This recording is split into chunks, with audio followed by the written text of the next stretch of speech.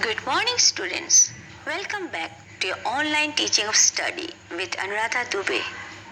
Today, I am going to be looking at part 2 of the chapter, The Climate of India. In part 1, I have given you the introduction of this chapter. And in this part, I will explain you about the factors affecting the climate of India. So let's start with these factors.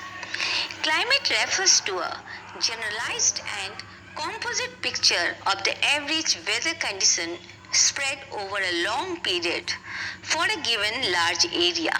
The factors which influence the climate of India are: first, the Himalayas. The Himalayas form a climatic barrier separating the Indian subcontinent from the rest of Asia. The direction of the Himalayas protect the Indo-Gangetic Plain from the extremely cold winds which blow from Central Asia in the winter. Temperatures are below freezing point in the Central Asia in the northern part of the Himalayas. Most of the fertile plains of the northern India would have been desert or semi-desert if the Himalayas were not there. Now the next is monsoon winds.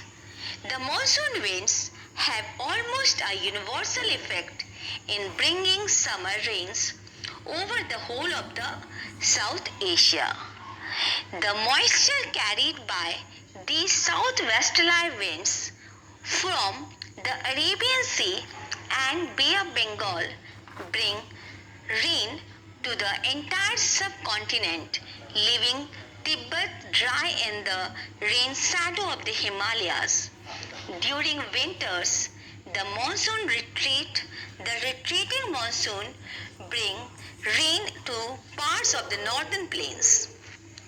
Winter monsoon that originate over Central Asia bring cold dry winds, and when these winds pass over the Bay of Bengal, they collect moisture while blowing with trade winds, which in winter blow from 20 degrees north to 10 degrees south latitude. These winds affect peaking moisture from the Bay of Bengal, bring rain to Tamil Nadu in winter, which is called retreating monsoon.